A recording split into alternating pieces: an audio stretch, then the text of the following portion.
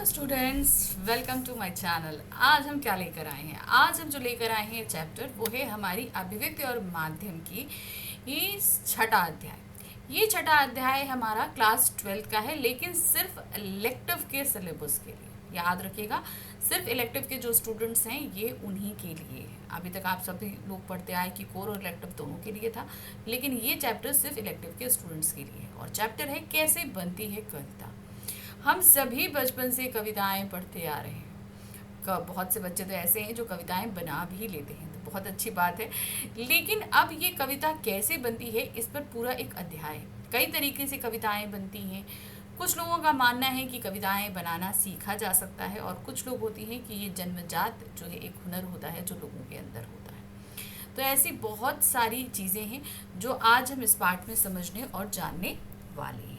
चलिए देखते हैं आज के पाठ में हम पढ़ने क्या वाले हैं। हम देख रहे हैं कविता। कविता क्या होती है, इसका इतिहास क्या है, कविताओं के कितने प्रकार होते हैं और कविताओं के प्रमुख घटक क्या होते हैं। ठीक है, तो ये तीन चीजें हम आज के अध्याय में देखेंगे। कैसे बनती है कविता। ठीक है, आज की जिंदगी में कविता की जरूरत है, पहले से कहीं ज्यादा है। लेकिन जिंदगी में कविता सुकून की तरह गायब हो रही है। लोग कविताओं की तलाश कर रहे हैं, कविता लिखने का फॉर्मूला खोज रहे हैं। इसे कविताओं के प्रति इजहार मोहब्बत कहा जा सकता है। अब कविताएं क्यों आज के समय में कविताएं इतनी ज़्यादा ज़रूरत हम लोग को लगने लगी है कि हमें पढ़ना चाहिए। कारण ये है कि जैसे हमारी लाइफ में सुकून गायब हुआ है, क्योंकि हम लोग आजकल अपने एक मशीनीकृत जीवन जीते हैं। घड़ी के हिसाब से चलते हैं, इतने बजे उठना है, इतने बजे काम करना है, इतने बजे स्कूल जाना है, इतने बजे ऑफिस पहुंचना है। तो ये सारी चीज़ें हम घड़ी की नोक पर कर रहे हैं। तो एक सुकून जो हमारी लाइफ से गायब हुआ, वो सुकून हमें कौन वापस दिला सकता है? ये कविताएं। जब कभी हम अच्छी कविता पढ़ते हैं या अच्छी नज्म पढ़ते हैं तो क्या होता है, हमको बहुत सुकून मिलता है, बहुत ज़्यादा। तो वही चीज़ इन्होंने यहाँ बताई है कि कविताएं पहले से ज़्यादा लोगों की, पहले लोग इतना अपना बिजी शेड्यूल नहीं रखते थे, आराम से उनकी लाइफ थी, वो उस तरीके से चलते थे।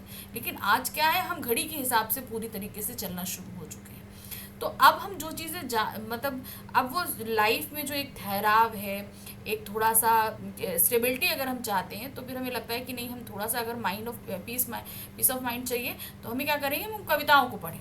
तो इससे हमें क्या होगा ना, थोड़ा सा रिलैक्सेशन हो जाता है कि हाँ, थोड़ा सा हम इत्मीनान में आ जाते हैं। कभी कभी ऐसा लगता है कि कविता के फॉर्मूले की खोज लिखने के बियाबान में खो जाती है। अब यहाँ पर क्या कह रहे हैं कि जहाँ लोग कविता पढ़ना चाहते हैं तो बहुत सारे लोग कविताएं लिखना भी चाहते हैं। तो अब ये माजरा उठ जाता है कि क्या कविता बनाना सीखा जा सकता है, इसको बनाने का कोई फॉर्मूला है, कुछ है। तो इस फॉर्मूले की खोज बियाबान में खो जाती है, यानी कि किसी जंगल में खो जाती है। यानी कि जब हम कहीं इन सारी जो चीज़ों से हम कहीं अलग हट जाएं तो शायद वो फॉर्मूला हम खोज लें। लिखने का काम श्रम साध्य है, यानी कि वाकई बड़ी मेहनत का है। फिजिकली नहीं, मेंटली मेहनत मांगता है, धैर्य मांगता है, यानी कि आपको पेशेंस होना चाहिए। छोटी छोटी बातों को भावनाओं की नज़र से देखने की दरकार होती है। यानी कि हमारे जीवन में बहुत छोटी छोटी सी चीज़ों को अगर हम इमोशनली देखें तो, अब जैसे हमारे आसपास एक फूल खिला, अब फूल में ही अगर हम अपनी भावनाओं को पिरो दें तो बहुत अच्छी कविता लिख सकते हैं, है ना। टूटी फूटी भाषा में भी मन की बात रखने की ज़रूरत होती है।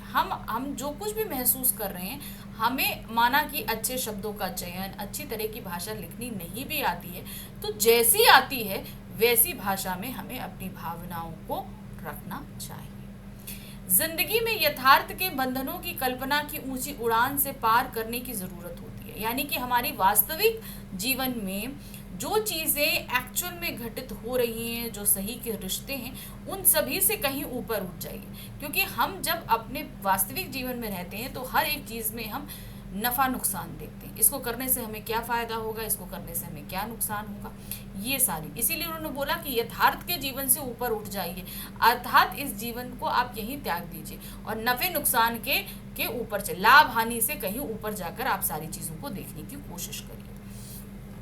लेकिन इसके लिए कुछ करना नहीं होता। लोग तो कहते हैं कि दर्द जब हद से गुजर जाता है तब दवा बन जाती है। यानी कि अब ये तो भाई एक शेर भी है और एक गाना भी है। तो ये कहने भर की बातें हैं, दर्द जब हद से गुजर जाए तो दवा बन जाती है, ऐसा मानना है कि मतलब जब हमारे जीवन में बहुत ज़्यादा तकलीफ हो तब शायद कविताएं ज़्यादा अच्छे से निकल सके, ऐसा मानना है। जीवन में जब सवालों का तूफान उठने लगता है, मोहब्बत की भावनाएं उफान मारने लगती हैं, अंदर कुछ कहने की लालसा होती है, तो शब्दों के अभाव को पूरा करने के लिए कविता का अवतरण होता है। कहने का तात्पर्य ये होता है कि जब हमारे जीवन में बहुत सारे इमोशनली उतार चढ़ाव आए, हम किसी के प्रेम में पड़ जाएं, तो हमारे जो मन में है बहुत सारी भावनाएं उठती हैं, और इन भावनाओं को बयां करने के लिए तब हम क्या लेते हैं, तब हम जो है कविता का सहारा लेते हैं, तब उन शब्दों से हम कविताएं बनाते हैं। कविताएं चुपचाप चली आती हैं, तब हमें कोशिश नहीं करनी पड़ती, क्योंकि तो हमारी भावनाएं इतनी प्रबल हो जाती हैं कि कविताएं अपने आप ही बन जाती हैं, तब हमें कोई भी एफर्ट नहीं लगाना पड़ता है। भाषा और व्याकरण की दीवारों को तोड़ते हुए कविताएं जीवन को अपनी मौजूदगी से तरंगित कर जाती हैं।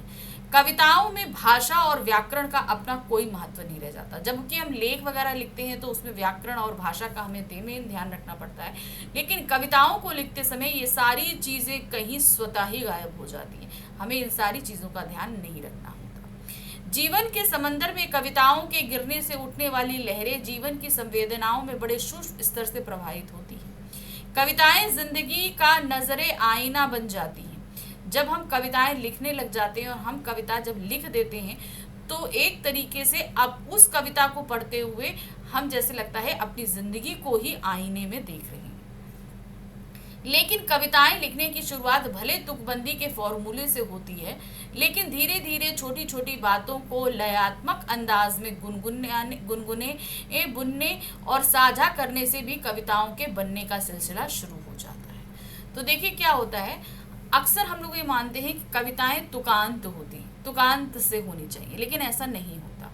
आप बहुत सारी कविताओं को जो है अतुकांत भी देखेंगे। तो इनमें आपको लयात्मकता होनी चाहिए, जो भावना आप प्रकट कर रहे हैं वो भावना प्रबल होनी चाहिए, तब कविताएं अपने आप ही बन जाती हैं। तो इस तरीके से बनती है कविताएं। कविताओं का जो मेन जो कनेक्शन होता है वो हमारे दिल में उठने वाली भावनाओं के साथ होता है। हमारी भावनाएं जितनी प्रबल होंगी, जितनी सच्ची होंगी, उतनी अच्छी कविता बनेगी। कविताओं की शुरुआत के साथ साथ इसके रूठने का दौर भी जीवन में आता है।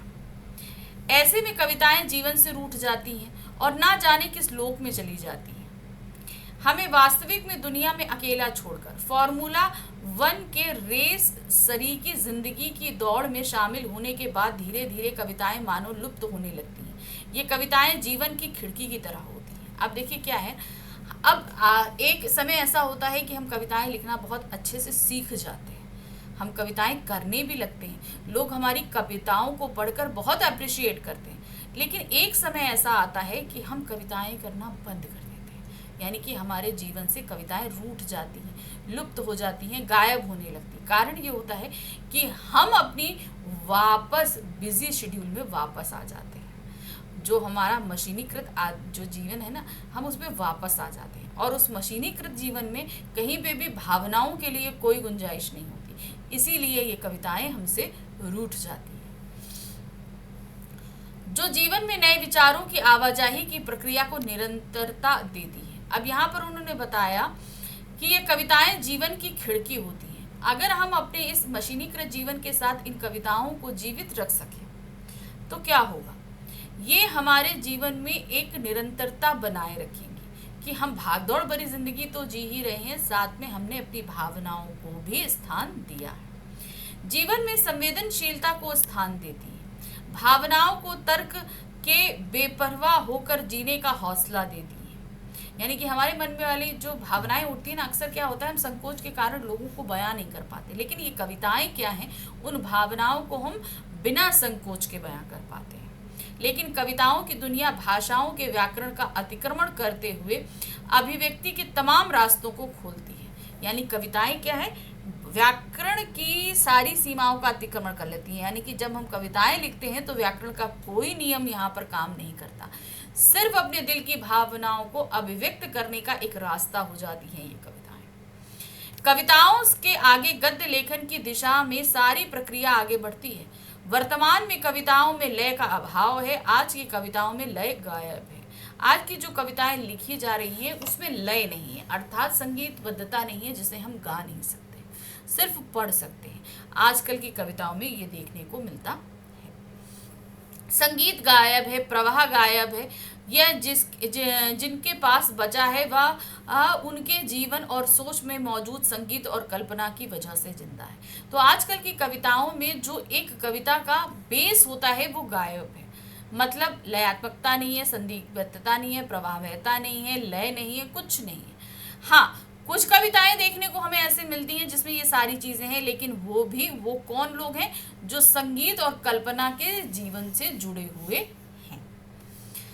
अगर सच कहा जाए तो लिखने का फॉर्मूला खोजना गुलजार बनने का टॉनिक तलाशने जैसा ही है। गुलजार जी आप सभी जानते हैं कि बहुत अच्छा लेखन कार्य करते हैं। तो अगर आपसे पूछा जाए कि लिखने का कोई फॉर्मूला है तो हम ये कहेंगे गुलजार बनने का कोई टॉनिक है, आप तलाश लो।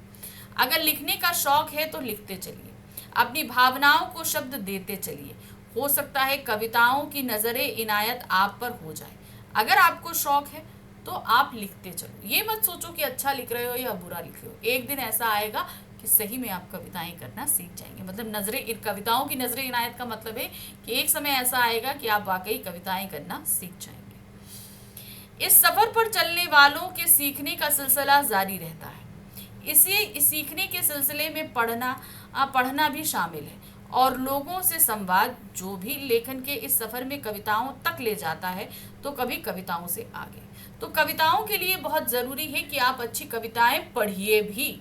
आप अच्छी कविताएं पढ़ेंगे तो कविताओं के लिखने के तरीके को सीखेंगे।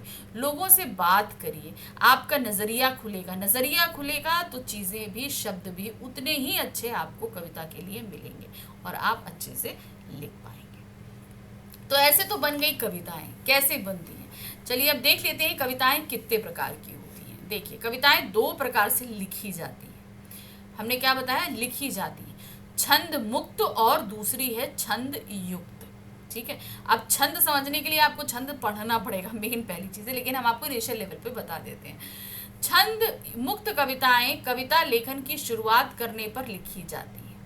अब छंद क्या होता है ना, एक नियम होता है कि ये छंद मात्राओं के हिसाब से चलती है। इस लाइन में इतनी मात्राएं, उसमें इतनी मात्राएं, दोहे में इतनी मात्राएं रहेंगी, चौपाइयों में इतनी मात्राएं रहेंगी, ये सारी चीज़। जब आप कविता करना शुरू करते हैं तब छंद मुक्त कविताएं लिखी जाती है। जब कोई रचनाकार कविता लिखने की शुरुआत करता है तो वो सबसे पहले छंद मुक्त रचनाएं ही लिखता है एवं उन्हें महत्व देता है।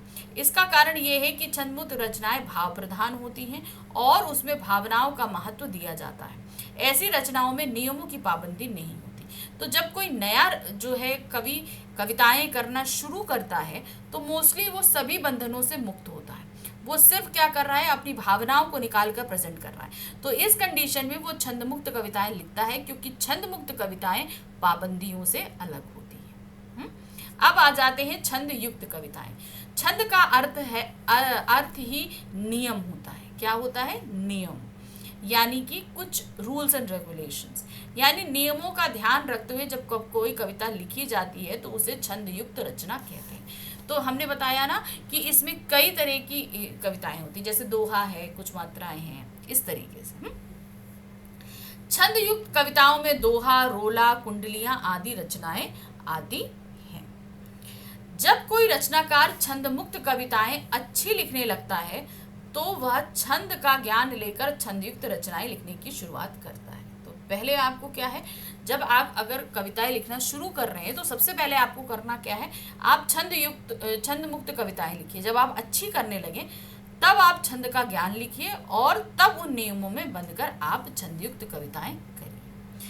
कविताएं दो तरह से लिखी जाती हैं। अभी हम यहाँ पर देख रहे थे, आपको क्या बताया, दो प्रकार से लिखी जाती हैं। अब यहाँ पर बोल रहे हैं वो दो तरह से लिखी जाती है। कैसे लिखी जाती है? एक होती है तुकांत कविता और दूसरी होती है अतुकांत कविता। ठीक है, अभी तो हमने बिना नियम की कविता लिखी और कुछ नियम के साथ लिखी। ठीक है, अब अगर मान लीजिए हम बिना नियम के लिख रहे हैं, यानी कि छंद मुक्त कविता लिख रहे हैं, तो उसमें हम एक कविता लिख सकते हैं जो तुकांत तुक मिलते हो। एक कविता लिख सकते हैं जिसमें तुक ना मिलते हैं। ठीक है, तो चलिए देखते हैं। तुकांत कविताएं वे कविताएं होती हैं जिनमें तुकांत होते हैं। ठीक है, राइमिंग वर्ड्स जिसे हम कहते हैं। हर पंक्ति के अंत में ऐसे शब्द लिखे जाते हैं जिनसे कविता की लय बाधिता नहीं होती और पाठक उसे पढ़ने का आनंद का एहसास करता है। कविता तुकांत कविता छंद मुक्त भी हो सकती है और छंद युक्त भी हो सकती है। समझ में आया? जो तुकांत कविताएं होती हैं वो छंद युक्त भी होंगी और छंद मुक्त भी होंगी, यानी कि वो नियम के साथ भी हो सकती हैं और बिना नियम के भी हो सकती है। अब आ जाते हैं अतुकांत कविता। अतुकांत कविता नाम से ही इनका पता चलता है कि ऐसी कविताएं जिनमें तुकांत नहीं, ठीक है, जिसमें अंत में तुक ना हो, अतुकांत कविता कहलाती है। तुकांत कविताओं में तुकांत हर पंक्ति के अंत में लिखे जाते हैं, लेकिन अतुकांत कविताओं में तुकांत नहीं हुआ करते हैं। इन कविताओं में भाव की प्रधानता होती है। अतुकांत कविता छंद युक्त नहीं हो सकती बल्कि छंद मुक्त होती है। तो अतुकांत कविताएं क्या होती हैं? ये हमेशा छंद मुक्त कविताएं ही होती हैं। ठीक है, तो ये हमने जानी कविताओं के प्रकार। अब हम आ जाते हैं कविताओं के घटक पे। क्या है? कविता के कुछ प्रमुख घटक हैं। अब क्या घटक है, जरा ध्यान दीजिए। कविता भाषा में होती है, इसलिए भाषा का सम्यक ज्ञान जरूरी है।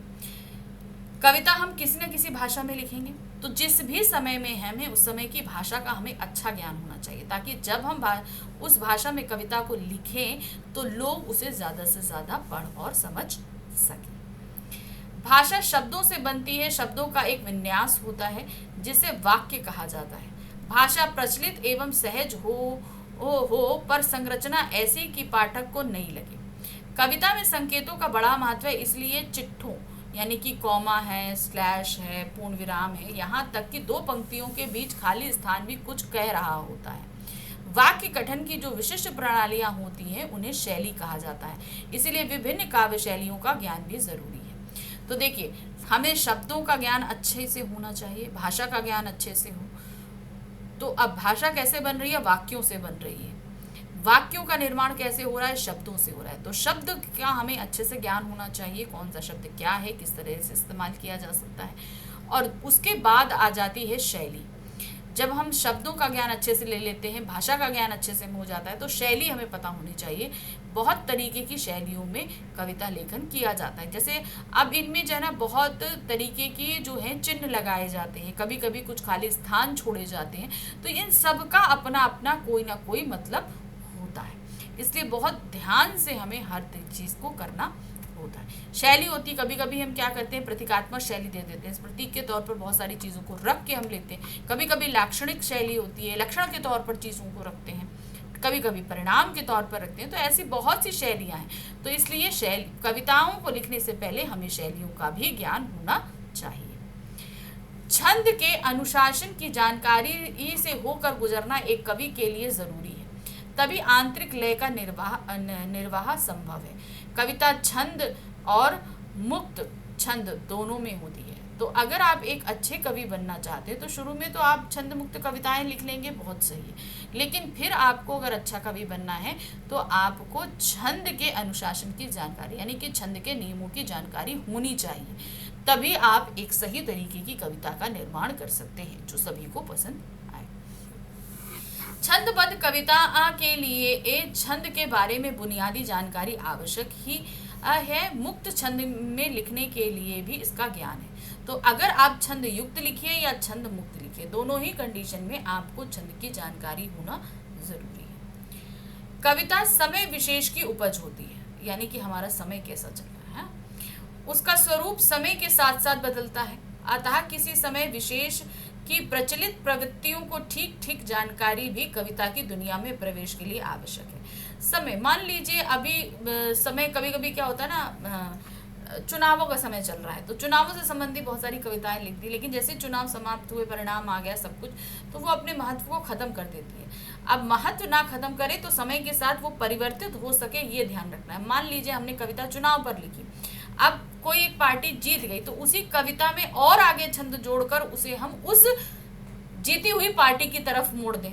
तो इस तरीके से हमें क्या हो, कि समय के साथ कविता चलती रहे, तालमेल बिठाती रहे, ये बहुत जरूरी होना चाहिए।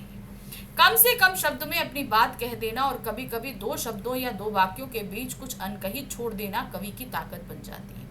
तो कहने का मतलब है कम बातों में बहुत सारी बातों का बयां करना और कभी कभी कुछ भी ना कहना, जहां खाली स्थान हो वहां पे भी कवि बहुत कुछ कह जाता है, ना कहते हुए भी बहुत कुछ कह जाता है। तो ये सारी चीज़ों की जब तक हमने अच्छी सी जानकारी नहीं होगी तो शायद हम एक अच्छी कविता ना लिख पाए, ठीक है ना।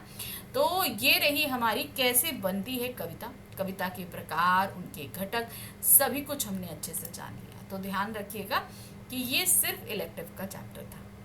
तो अब नेक्स्ट वीडियो में मिलेगा इसी चैप्टर के एनसीईआरटी क्वेश्चंस। लेकिन हाँ, एग्जाम ओरिएंटेड क्वेश्चन भी मैं आपको जल्द ही कराऊंगी, यानी कि एग्जाम से पहले आपके सभी एग्जाम ओरिएंटेड क्वेश्चन कंप्लीट करा दूंगी। तो बेफिक्र रहिए, जल्दी ही मिलते हैं हम इनके एनसीईआरटी क्वेश्चंस के साथ में। Thank you for watching, bye bye.